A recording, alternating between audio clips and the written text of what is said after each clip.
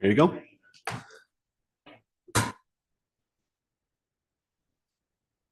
The town of Hinton respectfully acknowledges that it is located on the First Peoples traditional lands. We recognize this traditional territory to show respect and understanding to those who walk this land since time immemorial. Today, we uphold our ongoing responsibility to work together in the spirit of the intent of the treaties with all the First Peoples and nations that call this place home. The town expresses gratitude for the opportunity to build a better community on these sacred lands for generations to come. And with that, we will call this regular council meeting for April 15th, 2025 to order. First item on the agenda is the adoption of the agenda. Council, are there any additions or deletions to the agenda today? Seeing nothing. CEO Panasic, are there any additions or deletions to the agenda? Thank you, Mayor. Yes, we did include page 9 to 40 as supplementary materials. The agenda was updated on Monday to provide notice. So if we could pass it with the supplementary materials included, that would be great. Thank you, CEO Panasic. Council? Councillor Chambers. I'd like to make the motion that we accept the agenda for the regular council meeting of March 15th, 2025 as amended or with the supplementary conditions. What's the best wording? What would your wording there be, CEO Panasic? Through the mayor, we can say to pass it with the supplementary materials. Supplementary materials. Thank you, CEO Panasic. Thank you, Councillor Chambers. Council, the motion on the floor is that council adopt the agenda with the supplementary materials. Is there any discussion? Seeing nothing, we'll call Councillor Taylor. Why were those provided so late? CEO Panasic. Very much time to read them, get familiar with them, look after the taxpayers' interests with respect to audited, surpluses or stuff. CEO Panasic. Thank you. Through the mayor, they were provided when we received them on Monday. So, yeah. Thank you, CEO Panasic. Councillor Taylor, anything further? No, it didn't really answer my question, but go ahead. All right. Thank you, Councillor Taylor. Council, the motion on the floor is that council adopt the agenda with supplementary materials. Any further discussion? Seeing nothing, we'll call the question. Councillors, please vote now. And that motion is carried unanimously. That will take us to section 3 of the agenda, council minutes for adoption. Council? Councillor Hawes. Thank you. I'd like to move that we adopt the regular council April 1st, 2025 minutes and the committee of the whole meeting for April 8th, 2025 minutes, please. Thank you, Councillor Hawes. Council, the motion on the floor is that council adopt the meeting minutes from the regular council meeting on April 1st, 2025 and the committee of the whole meeting on April 8th, 2025. Is there any discussion? Seeing nothing, we'll call the question. Councillors, please vote now.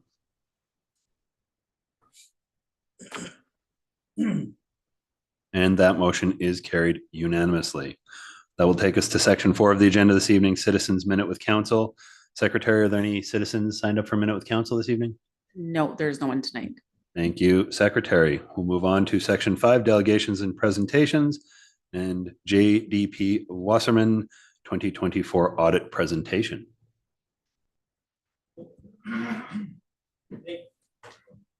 I got it there for you, I think. Okay. Thank you. Go ahead. Thank you for having me here today. If you guys have any questions during the audit presentation, please feel free to go ahead and ask, and I can answer the best I can. So once again, I'm pleased to present the results of this year's audit. I understand you guys all have a full copy of the audit findings report, as well as a full copy of the financial statements. So as such, we'll discuss briefly our approach to the audit, significant risks that were addressed, results of our audit work, significant internal control deficiencies, if there were any, and reconfirm our independence. During our audit, we relied on information provided by management, both in writing and during our discussion with them. These representations have been documented and retained within our audit file. So taking a look at the audit in summary, we set our materiality for the town of Hinton at 900,000. This is based on a percentage of your total operational revenues. This is the overall materiality, meaning that if the total of all uncorrected errors ever reach this limit, that's when a adverse opinion would be placed on the financial statements. And that number is cumulative. So if you had an error of, let's say, 450 in 1 year, that error in that year would inherently affect the next year. And so if you had another 450 the following year, as long as our materiality was the same, then we would have an issue with the audit statements. We were nowhere near the 900,000. The performance materiality is set at 75% of the overall materiality. So this is a smaller material amount, which takes into fact the various risk factors and controls that are in place and the likelihood of a material error ever happening. By setting our performance materiality lower, we increase our sampling pool from which we do our audit testing, thereby reducing the total risk to the town. During our audit, we did not come across any fraud or suspected fraud that would or could affect the town's financial statements. Because our audit is not designed to catch fraud, council is cautioned that this statement does not mean that nothing exists. It just means we did not see any during our financial statement audit. And there are no existing or past relationships between myself, my firm, my employees, or the town. The lead partner on the audit was myself. We have two primary audit partners. I was the lead for this year's audit. We started our audit on November 30th and ended today, April 15th. As of today, our firm has substantially completed the audit. We conducted our audit in accordance with Canadian generally accepted auditing standards with the objective of obtaining reasonable assurance that the financial statements are free from material misstatement. We did not alter our audit approach from the initial plan as outlined in our communication to council on January 20th, 2025. So every year, like this year, we send out our council questionnaire. This document is very important as this is your opportunity to express any concerns that you might have or to communicate areas that you would like audit to focus on during the audit work. Some key areas that we ended up concentrating on during our audit this year included the following. So we looked heavily at revenue recognition, the risk around incorrect recognition of the revenue, making sure that it's reported in the correct period, making sure that the grant agreements are adhered to, and that the revenue is reported correctly. We didn't identify any issues in this regard. We looked at management override. Management is inherently placed into a position to potentially manipulate accounting records by overriding controls. We looked at the equity and tangible capital assets. I spent a lot of time in this area this year, looking at your detailed subledger, the detailed individual asset item listings, and matching it to the general ledger. There is a note about it in the management letter. So this is a letter that I provide to management. If council wishes to see that letter, they can simply request a letter from them and they can provide it to you. It was significant enough that I thought I should bring it to their attention, but not significant enough that I felt needed to be on the audit findings report. Asset retirement obligations. So we looked at the risks that not all assets captured by the standards that have been identified. We looked at the asset retirement obligation. We remeasured it based on the new discounted rates because inflation rates and borrowing rates do fluctuate. And when borrowing rates fluctuate by a large amount, then your future value of future obligations will change. So we remeasured them there, and you can see that in your financial statements. And then we just looked at other various items and control factors.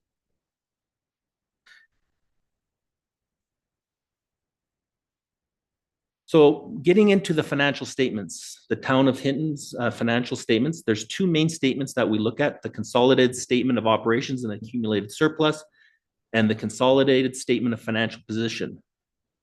The first represents the funding that came into the town during the year, as well as the total operating expenses that were dispersed. The second statement, the second report, summarizes the total financial assets, total capital assets, and the total liabilities of the town. It's important to note that when we review the financial information, results by themselves do not provide a lot of answers. Therefore, it's really important that when we look at the information, we look at the comparators, such as the prior year and the budget.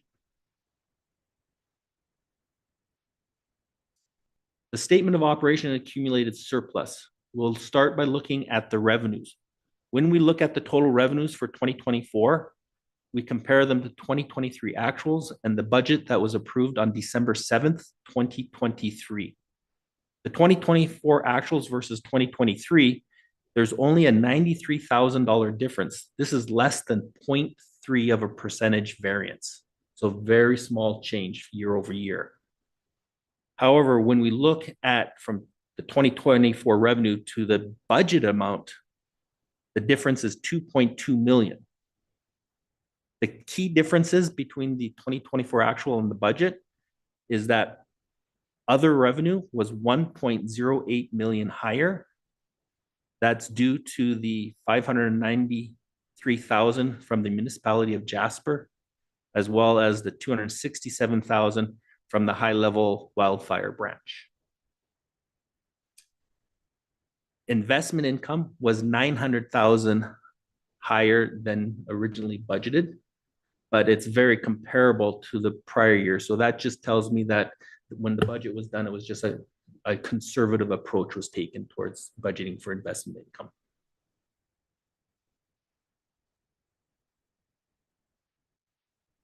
Looking at the expenses, operating expenses are segmented by program or service delivery area.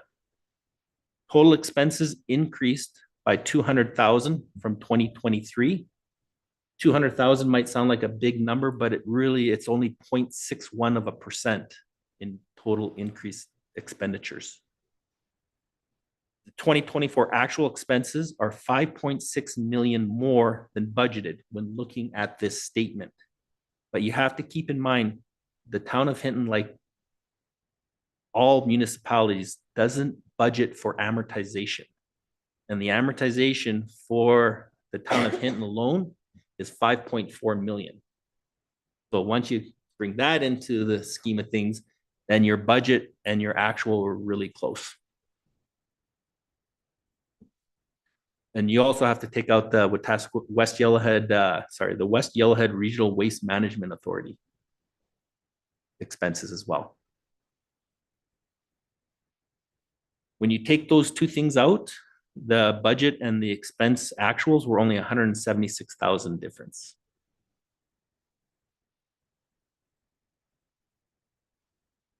Looking at the statement as a whole, you can see your total revenues and expenses. Your budget before reserve transfers was showing a budget of surplus of 3 million. That's before the transfers to reserves. Your actual results ended up at 400,000. For 2023, you can see your total surplus was 4.8 million. But you can see right off the bat, your transfers for capital, which are not budgeted by the town, the transfers for capital in 2023 was 4.9 million and 1 million in 2024.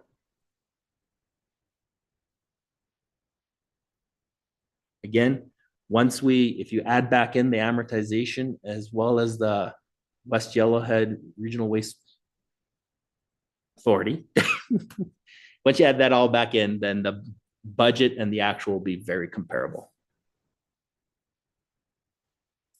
Statement of financial position. So taking a look at the statement of financial position, we'll start by looking at the assets.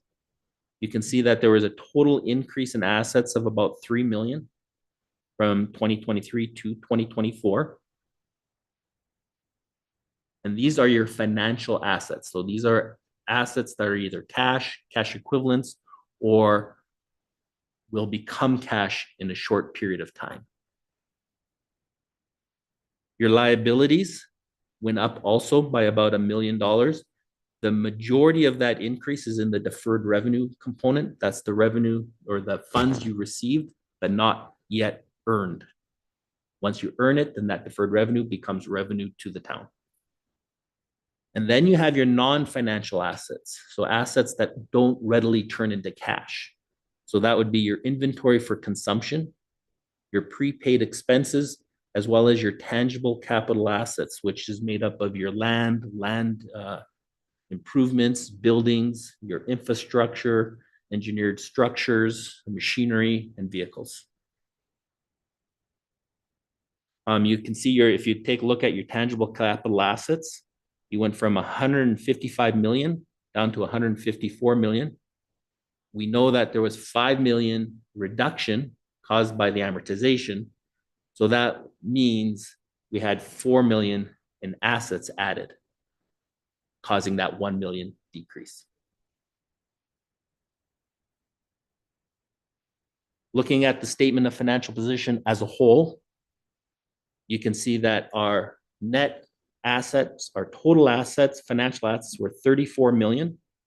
You subtract the liabilities of 16 million, and that gives us net financial assets of 17,561,000. The net financial assets plus the non-financial asset equals the accumulated surplus of 172,619,000, of which a big component of it is already tied up as your equity and tangible capital assets. So roughly 150 million is in your equity and tangible capital assets, 17 million in your reserves, and your unrestricted is pretty much break even.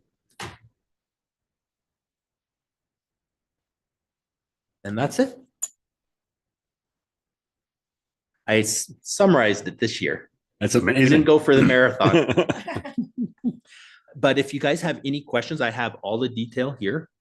We can look at things in more detail if you'd like. You also, in the presentation, in the notes, you should have my email. You guys can contact me directly and I can answer any questions that you might have. Council? Councillor Taylor.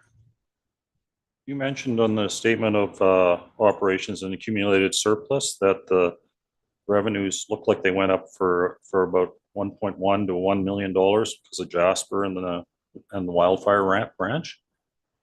Yes. You don't see any increase in expenses by that much. So I would expect to see some increases in expenses to match that sort of revenue. What was that money for then? Did we have to spend it on anything? What do we spend it on? CO Panasic? Oh, Ms. A lot of Barbeau. times when you have an increase in your revenues, majority of your expenses are fixed.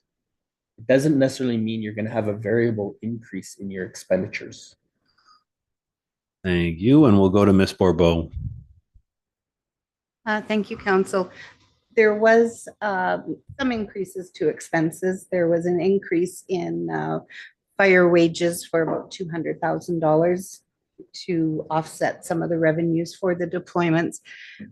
There was also some costs in replenishing our goods that we keep on hand in the fire services building.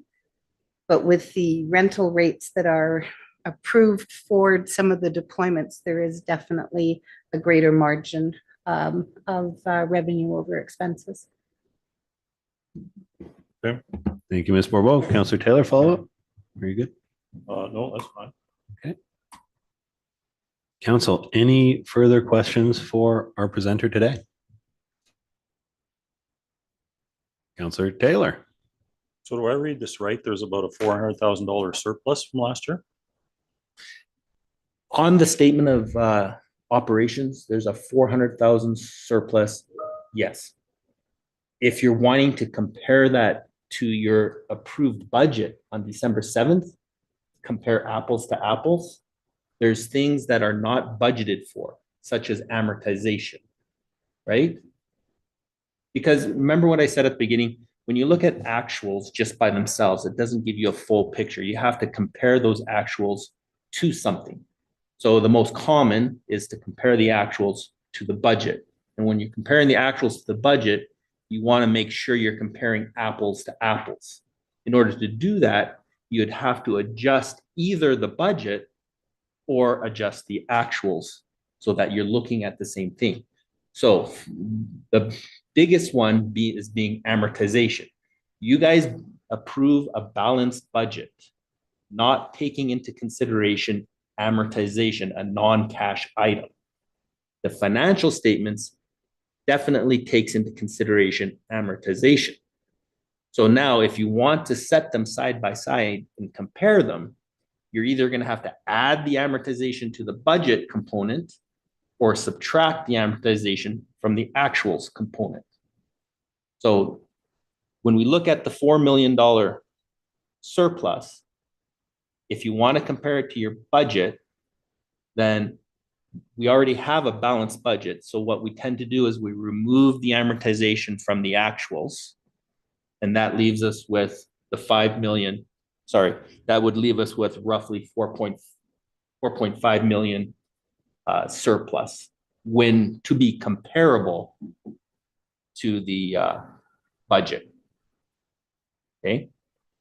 Now, keeping that in mind, there's also revenue items that you guys don't budget for, such as your transfers for capital. So then you would have to subtract that down. When you do all the adding and subtracting, you're looking at roughly about a $2.5 million surplus when comparing the budget to the actuals. So if I back out all of the non-budgeted items out of your financial statements, such as the West Yellowhead Regional Waste Management Authority, they had a $600,000 surplus. So I have to back that out in order to compare it to your budget more accurately. Okay, well, let me ask you this question then. If it was the will of council to reduce the taxes further in 2023 by a number, would that number be $401,000? Well, you have to take a look at what are your capital plans in the future, right? Because not only are you trying to cover your expenses and your operational expenses now, but you have to generate enough surplus to, one, pay your loans off, and you have to create enough surplus to purchase future and to fund future capital projects. So yeah, to answer that question, is the surplus that you guys have on here now, is that enough to service your debt? And is it enough to fund your future projects? Then you can answer that question. I understand you guys just completed a 5-year capital plan. So you definitely have to dig into that to anticipate, okay, well, what level of surpluses do we need to follow that plan? Thank you. We'll go to Councillor Haas and we'll come back. Thank you. Councillor Haas. Well, it's kind of related to this because we ran into this last year with the presentation. The word surplus is beside some really big numbers. Like when you say 5-point-some million of surplus, community members hear that and assume that that's how much is surplus. But can you explain it a little if you can, in terms to understand that? Because I too, as Councillor Taylor took from that, is that, we budgeted for this and there's a $400,000 surplus. But I'm hearing also the word surplus next to 5 million. And I know there's amortization and I know there's, the tangible assets, all those things involved in it. But can you help a little bit for the community members to understand that? Do you guys prefer analogies or do you prefer me just trying to work with these numbers? Probably analogy. Okay, a good analogy I would just is when start you're there. trying to work a home budget, right? You got your income coming in and you got to pay your rent, your groceries, your vehicle expenses, your insurance, all of the things, all your operational stuff day to day. How comfortable or what would your life be like if you spent every penny just to pay your monthly operational costs? It wouldn't be. Because now, not only do you have to pay your monthly expenses or your yearly expenses, you have to have enough to buy a car. You have to have enough to take the family on vacation. Not that you're going on vacation, but you have to have enough to pay your mortgage, right? You have to have enough to purchase all of the capital items in your life, your house, your car, your boat, your whatever. Well, it's the same thing with the town. You have to have enough to pay your operational expenses every year, but you have to have enough to pay for buildings, land, machinery, equipment. So, and that doesn't show up on here, right? That shows up on the statement of financial position because you don't expense capital items. They're capitalized. And it's only when you amortize it does it show up on here.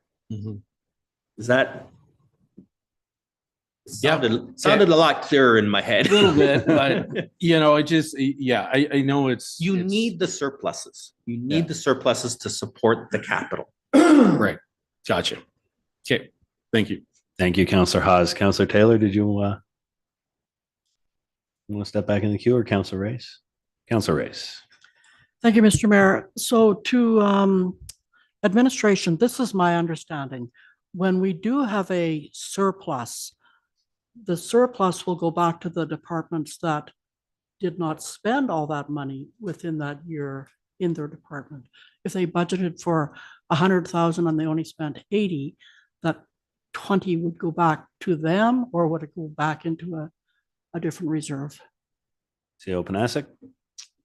Through the mayor to members of council, no, any unspent amount doesn't go back into the individual departments. If there's any unspent amounts, that's simply going to be reflected as probably a surplus after we've covered all of our expenses, and then we'll have to decide where that goes, but they don't go back into operational budgets. Thank you. Thank you, Councillor Race. And just to be clear, the surplus that we're discussing on this consolidated statement of operations and accumulated surplus, it's not actually that departments didn't spend their full budgeted amount. The surplus that we're talking about is actually the amount that we have budgeted for capital allocations. Is that roughly correct? Roughly, yes. Yeah. Okay, thank you. Council, any further questions for our auditor today? Councillor Taylor. Well, if that's true, then why does it show up in the consolidated statement of operations and accumulated surplus? Why wouldn't it show up in a capital statement? Did you want to put my screen up again?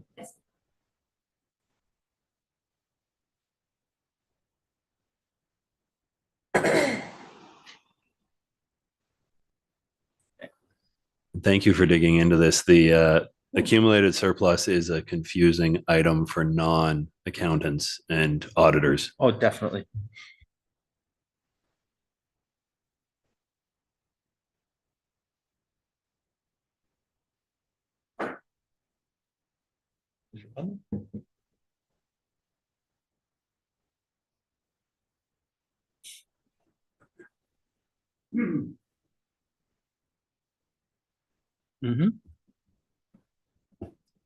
Well, do like they say, shut it off and turn it back on.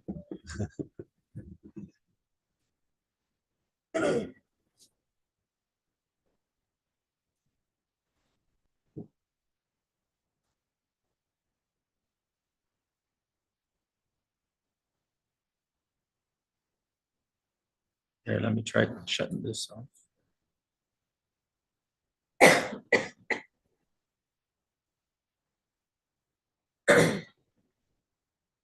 There we go. I'll try to make it bigger. Can we see that? So this is your segmented area. You can see the total revenues that have been allocated out by the revenue type. Each segmented area has a column and then the individual expenses. So this is Schedule 4 and Schedule 5 of your financial statements. Schedule 4 shows the current year, Schedule 5 shows the prior year. So this would be a really good schedule to look at if you want to see the detailed breakdown, because I heard a comment about the individual departments. If you look at the individual departments, you'll see protective services had a 3.6 million deficit.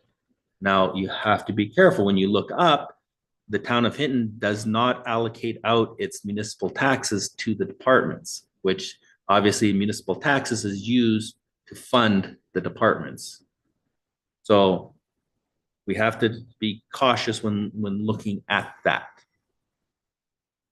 Looking at the individual surpluses.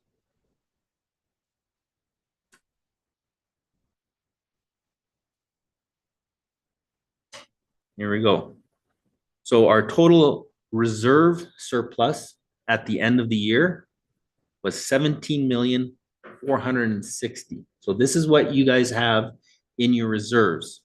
You have 17,460,000 in your capital reserves. So what you've set aside for future capital purchases, and you have 4.7 million in your operating reserves to fund future operations.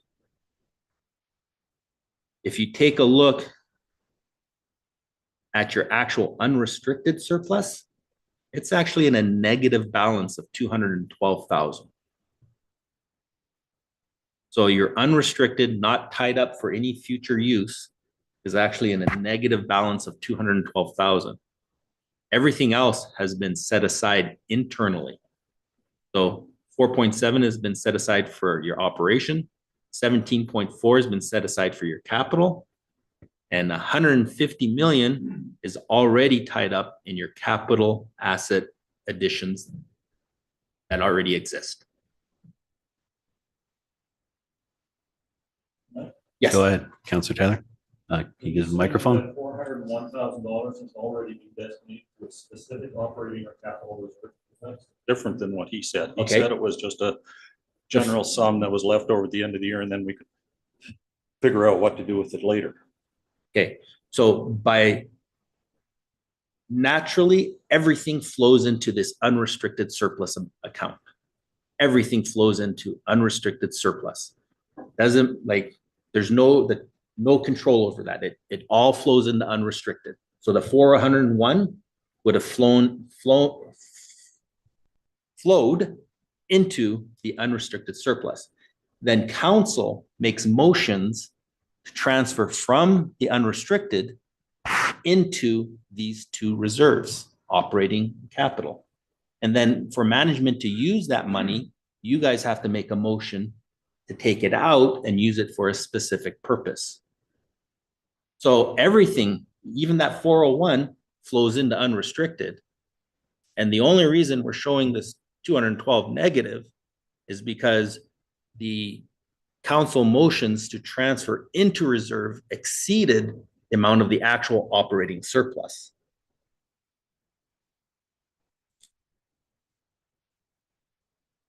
Councillor Taylor, follow up? No, that's fine. Council, any other questions for our auditor?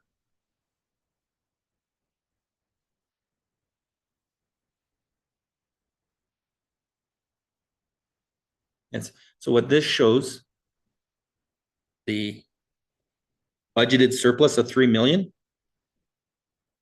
the transfers to reserve, you guys anticipate transferring in 5.2 million to the reserves, and you guys were planning on taking out of the reserves 2.1.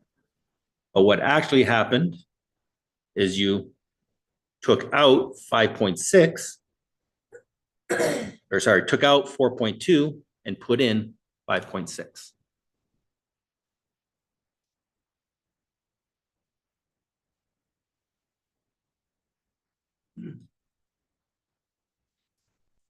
Council, any further questions for our auditor? If we see nothing, we're going to let him go. All right. Thank you very much, Mr. Wasserman, for coming out and presenting this audit for us today. Thank you guys very much.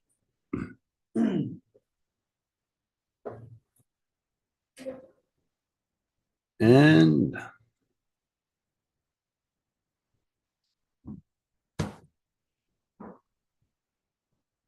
that will take us to section 6 of our agenda this evening, action items, on item 6.1, 2024 audited financial statement presentation, which was just had. CO Panasic or Ms. Borbo, either of you have anything to add to this item? Ms. Borbo? Thank you. Through to all of council. Firstly, please accept my apologies. I see Word was not my friend on the RFD. I have some incorrect wording in the analysis section, and for that I apologize. But the statements that were presented this evening by Mr. Wasserman of the firm JDP Wasserman are, in our opinion, good to be passed, and we're looking for council's adoption of the 2024 consolidated financial statements this evening. Thank you, Ms. Borbo. Counselor Chambers? I'd like to make the recommended action that council adopts the Town of Hinton 2024 consolidated financial statements as presented. Thank you, Counselor Chambers. Council, the motion on the floor is that council adopts the Town of Hinton 2024 consolidated financial statements as presented. Is there any discussion? Seeing nothing, we'll call the question. Councilors, please vote now. And that motion is carried unanimously. Council, is there anything further for item 6.1 on the agenda this evening? Counselor Taylor? My question is to administration. I'd like to think about the surplus a little bit more before I make a motion as to what to do with it. When's the deadline for doing that? That would be when the tax bylaw gets set? What's the date for that? CO Panasic? Through the mayor, members of council, if you're referring to the last date to adjust the tax rates in conjunction, I believe we are going to be coming forward at the next meeting, next committee of the whole, we'd be starting to have that discussion. Okay, thanks. So anything related to, offsetting tax rates through reserves or any of that discussion can be had at the committee of the whole meeting. Perfect, thank you. Thank you, CO Panasic. Thank you, Counselor Taylor. Council, is there anything further for item 6.1 on the agenda this evening? Seeing nothing, we'll move to item 6.2, borrowing bylaw, first reading. And we'll go back to Ms. Borbo. Thank you, Mayor. In December of 2024, council approved the capital project plan for 2025 to 2030. One of the projects in that plan was water meter installation, and it was identified at that time that administration felt that was a project that we should explore borrowings or taking out a debenture in order to fund. The process that's required for that, borrowing any types of money for capital that is going to exceed 5 years of repayment, requires to have a borrowing bylaw done. And there is a strict legislative process that must be followed in order to ensure that we have given the public a good opportunity to be able to follow this process through. So we're here this evening looking to have first reading done on borrowing bylaw number 2020, which would allow us to borrow $4,226,500 at an interest rate not exceeding 6% for a term not exceeding 10 years. And if we receive first reading this evening, then we are required legislatively to advertise this in a print media form for a minimum of 2 weeks. And with that, I will take any questions. Thank you, Ms. Borbo. Council? Counselor Taylor? Last week, we got the tenders for the water meters, and the tenders were $226,000 less. So has that amount that's less been reflected in the amount that we're borrowing here? Ms. Borbo? Through to all of council, the tendering, or pardon me, the RFP that went out for water meters did have a project cost and a contingency cost that was less, but we anticipate, and that's why it was reflected in the capital plan of being 4.2 million. There are other costs that will be incurred on this project that will not necessarily go to the vendor selected for the water meters. There will be other considerations. Administration does have the opportunity to take this debenture out in 1 or 2 different amounts. It will be the same end result, but that allows us then to only borrow exactly what is needed as we move through the project, or to borrow less than what is needed with the consideration by council to have any outstanding funds not covered by the debenture to come from reserves. Follow-up? Yeah, so that $226,000 less included a $500,000 contingency fee. So now we have a $700,000 contingency fee if we add the extra 200,000 in? Due to all of council, I'll ask Mr. McLaughlin to step in as it's his project. Director McLaughlin? Yes, so what we presented last week at council is the estimated cost that we expect to pay Neptune, which has the additional $500,000 worth of work that we anticipate including in people's homes, which isn't necessarily a contingency, it's an expected amount. And so we feel that to reduce the 200 now would be short-sighted. We have a long way to go on this project. And like Ms. Barbeau said, we have the opportunity to only borrow what we spend. So we felt that at this time, keeping our budget, what we said at the time we asked for it, made sense to keep it at this point. Thank you, Mr. McLaughlin. Councillor Magoon. Stand by. There you go. Thank you, Mr. Mayor. I'd like to move the council gives first reading to borrowing bylaw number 2020. Thank you, Councillor Magoon. Council, the motion on the floor is that council gives first reading to borrowing bylaw number 2020. Any further discussion? Seeing nothing, we'll call the question that council gives first reading to borrowing bylaw number 2020. Councilors, please vote now. And that motion is carried unanimously. Council, is there anything further for item 6.2 on the agenda today? Seeing nothing, we'll move to section 7, correspondence. Council, are there any questions for correspondence? If not, we'll be seeking a motion to accept for information. Councillor Haas. Thank you, Mr. Mayor. I'd like to move to accept correspondence as information. Thank you, Councillor Haas. Council, the motion on the floor is that council accept the correspondence package for information. Are there any discussion? Seeing nothing, we'll call the question. Councilors, please vote now. That motion is carried unanimously. That will take us to section 8 of the agenda this evening, and we have a proclamation. So this is a proclamation for National Volunteer Week. Whereas over 24 million Canadians generously give their time to their communities through formal or informal volunteering, and in all, close to 5 billion hours are contributed each year. And whereas volunteers in Hinton mentor our children, engage with seniors, support those who feel isolated, share what they have, and inspire those around them, volunteers beautify our green spaces, fill board and committee seats, and fundraise for our charities and not-profits.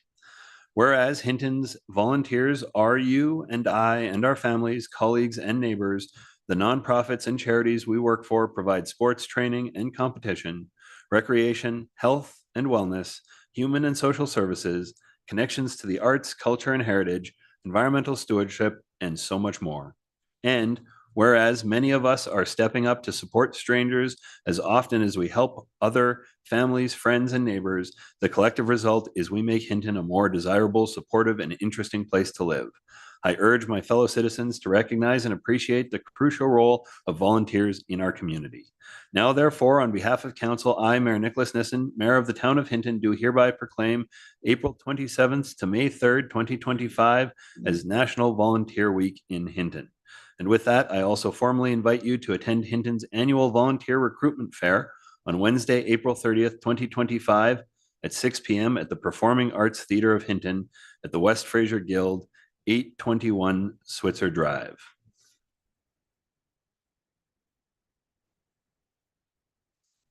And now we will move on to section 9 of our agenda today, notices of motion. And CAO Panasic, can you read in the notice of motion for today? Yes, through the mayor and council, we actually have two today. The first from Councillor Race, that council direct administration to bring forward a report to a future committee of the whole meeting that outlines potential municipal ownership structures and options of a medical clinic in Hinton. Notice of motion number 2 is from Councillor Hawes, that council directs administration to bring a report to the committee of the whole meeting with input from the Hinton Attraction and Retention Committee that outlines possible incentives for attracting and retaining medical doctors and the conditions of those incentives. Thank you, CEO Panasic. That will take us to section 10 this evening, reporting and council reports. We'll start with Councillor Taylor. Thank you, Councillor Taylor. Councillor Race. Thank you, Councillor Race. Councillor Chambers. Thank you, Councillor Chambers. Councillor Hawes. Thank you, Mr. Mayor. I do have a couple of things. First, on my list here is for the Beaver Boardwalk Oversight Committee. Just recently, there has been some correspondence put out in the community as to the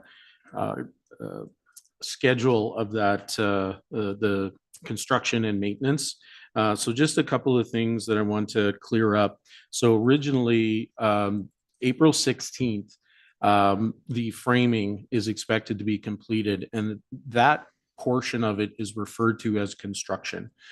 So anything that affected the wetland that needed the mat and then the mats over top of it, they all have to be out of the wetland by April 16th. However, the project is not complete at that date. After that, then the decking of the areas that, and on the notice, there was a map. All the yellow areas will be decked and should be done by May 11th. However, it may or may not take that long. We don't know. It could take longer. But the important thing to also remember for the community is that the contract of that project's completion is until April of 2026. So whatever doesn't get done this year gets done next year. But everything is really on track. The yellow areas will be available to the public by May 11th. Now, the area that's in red, that area is framed, but it won't be decked. So the pilings is done, it's framed, but it's not going to be decked this year. They're going to wait until the next year to get that decked. And that's an area that's been closed off for quite some time. So it's not going to be totally missed right now, but there will be some barriers up there because we don't want anybody walking on the framing. It's not exactly safe. But I just want to, be clear on that for the public, because I know that original date, April 16th, we thought everything was going to be done, but the decking is still to come and theoretically should be done by May 11th. So, and then they weren't slated again until, dependent on weather, until November of 2025 to come back for that project. So yeah, so that's an update on that. The other I wanted to just mention, I was able to attend the AGM for the Hinton Food Bank last night. Got to say that was the most eventful AGM I've ever been part of. They served dinner and really recognized their volunteers. And I swear that group is like a family. It's just so nice to see all that hard work, and they really do. Even tears were shed that night on a couple of matters there. So really good. Their numbers are of course higher. Some discussion, asking questions of the board if there's any future plans for the food bank. There's some concerns on the size and the amount of space that they have. They're also looking into some new cooling facility or cooling areas in the facility. So those are some things that are being looked at. They're also considering, but it's one of the difficulties of volunteer-based types of organizations like that.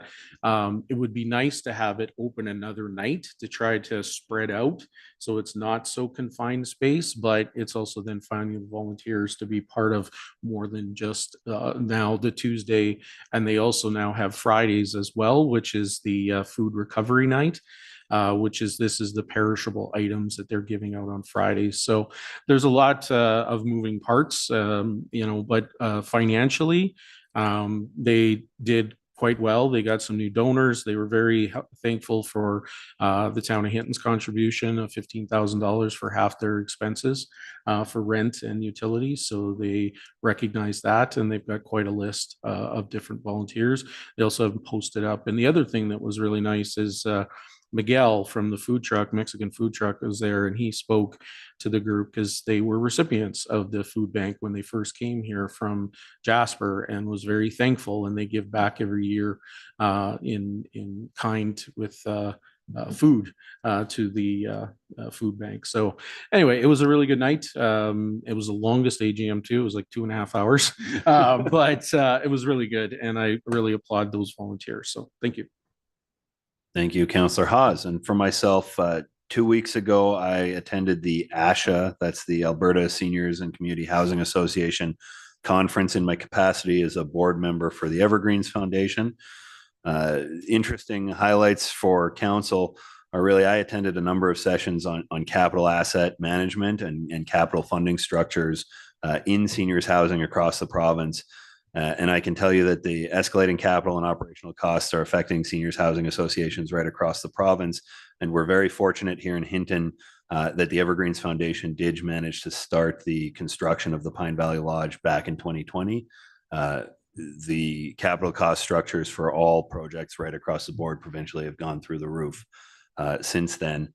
And it's us and a couple other housing agencies that did manage to lock in some lower prices before that those cost structures really started taking off, and we're very fortunate. Then last week, I was able to attend, or I was attending the Economic Developers of Alberta annual conference. The first session I attended was Economic Development for Elected Officials, and this was a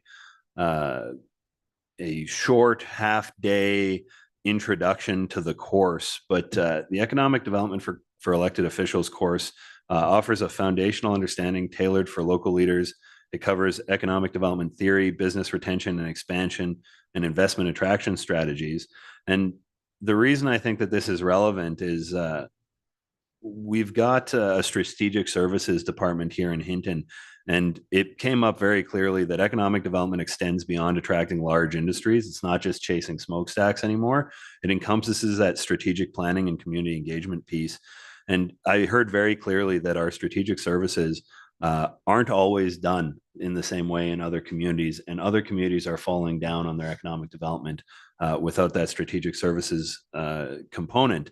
Now, looking at the tenure of our strategic services department and how long we've funded it for, I would recommend to council or administration that we consider integrating the EDA course, the Economic Development for Elected Officials, as part of a future council orientation program, especially considering the next council is going to be coming up with what the solutions are around that strategic services department. And they do play a critical economic development function within our community. The other interesting things that I discussed at EDA were a number of presentations on cooperatives and specifically cooperative housing initiatives. I got to talk to some proponents from some projects in Banff and Calgary, as well as a number of organizations that help foster the growth of cooperatives. And one of the things in our municipal housing strategy that we have yet to discuss, or we have not discussed, is the viability or the potential for cooperative housing developments. And one of the interesting things that I learned is that the CMHC has a program roughly a $1.5 billion program to expand cooperative rental housing in communities. The program offers a combination of forgivable and low interest repayable loans covering up to 100% of eligible costs, including land acquisition and construction. These loans also have a forgivable portion that covers up to 1/3 of the total project cost, with the remainder remaining as low interest repayable loans. And for a community like ours, where we have some municipal lands, should a steering committee come together in the community to build out a cooperative housing development, we could support such an initiative by simply deferring the cost of the sale of land to a project or a cooperative until the completion of construction. And that would support an initiative in getting that CMHC funding at 100%, which I think is an interesting way to potentially get some housing development going in our communities. The third thing that I saw that I'd like to highlight just for council, and I don't know if anybody's really aware of it, but there is a development in the works in the MD of Greenview that is called the Wonder Valley Data Center Project. It is an industrial gateway in the MD of Greenview, about 48 kilometers south of Grand Prairie on Highway 40. The size and scale of this plan is absolutely massive. And while it does not have any timelines associated with it today, it is something that the town of Hinton should absolutely be paying attention to, because should this project go through, there's no doubt that that Highway 40 corridor will get busier and it will affect traffic to and from Hinton. And then the final item on the update, this past weekend or in last week, CBC Edmonton came out to the town of Hinton to do some interviews around wildfire preparedness. I was able to do an interview with Adrian Lamb on Sunday at our South Fire Break while crews were actually mulching and clearing a lot of the debris. And our fire chief gave an interview on Wednesday at the fire hall with equipment in the background and really showcasing Hinton and our levels of preparedness. And that is all I have for reporting. Councillor Taylor has a question. Yeah, thanks for the comprehensive report. I didn't quite get the third point you were talking about. Could you just explain that again, please? The Valley View thing? Oh, the Valley View thing, yes. So the MD of Greenview has been working on an industrial gateway for about 12 years now in the Highway 4 corridor south of Grand Prairie, about where their municipal boundary lies. They're currently working with the O'Leary Group on a plan that they call Wonder Valley. It's a data center and advanced technology campus project. It's a multi-year investment, $70 billion total investment, large power capacity of off-grid natural gas and geothermal energy. It's a very ambitious project. I'm sure it's going to take many years to settle out, but it will make a difference in that Highway 40 corridor, and I'm sure that we will see the ripple effects if and when this project gets going. Thank you, Councillor Taylor. And with that, we'll go to CAO reporting. CAO Panasic. Thank you, Mayor. Nothing to report. Thank you, CAO Panasic. And with that, we will move to section 11 of our agenda today. Council. Councillor Haas. I'd like to move to adjourn. Thank you, Councillor Haas. Council, the motion on the floor is that council adjourn at 4:59 p.m.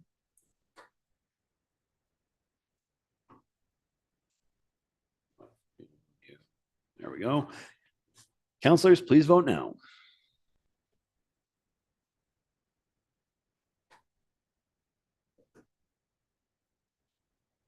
Right, and Councillor Magoon is absent, so that motion is carried unanimously.